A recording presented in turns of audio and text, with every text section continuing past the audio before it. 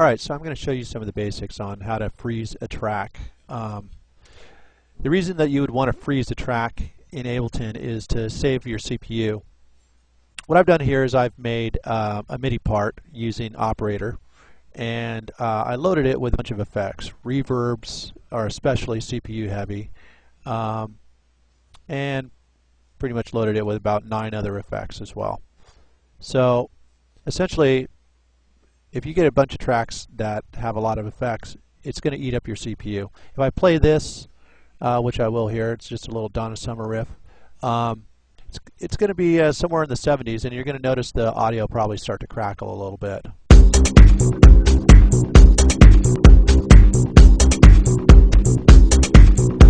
As you can see over here, we're in the high 60s, low 70s. That's just one track. In order to save CPU, it's just as simple as doing this. You're just going to right-click on the track, go to Freeze Track, and then it goes ahead and processes it. Another way to save CPU that I'm not going to show you in this tutorial is to bounce audio, usually like a MIDI track to an audio track, or bounce an audio track with a lot of effects to another audio track.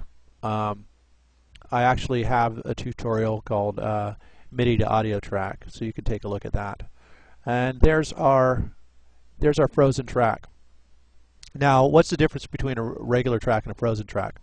Well, as far as sound is concerned, there's really no difference at all.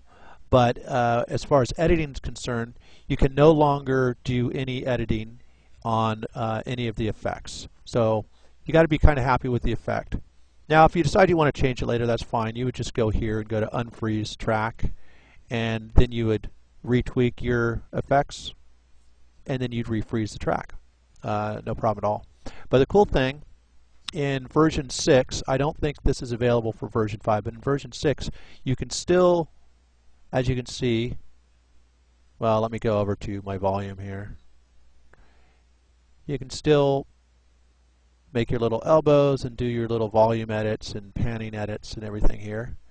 And you could also do your cut, copy, and paste. So if I wanted to, I can cut that, or let me undo that. I can go ahead and copy that part and drag it.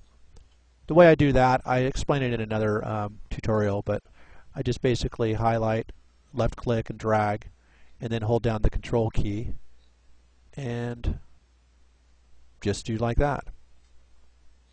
So anyway, that's a way to save on CPU. Just a real quick tutorial here. Hope it helped you.